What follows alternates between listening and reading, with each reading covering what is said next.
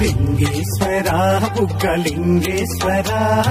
Lingeshwara Ramalingeswara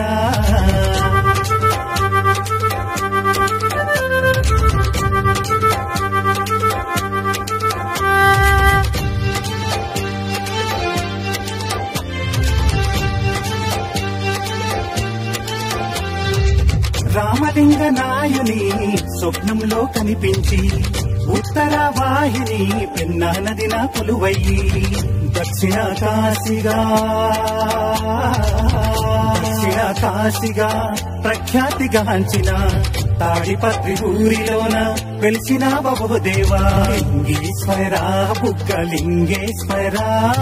Lingeshwara Ramalingeswara Lingeshwara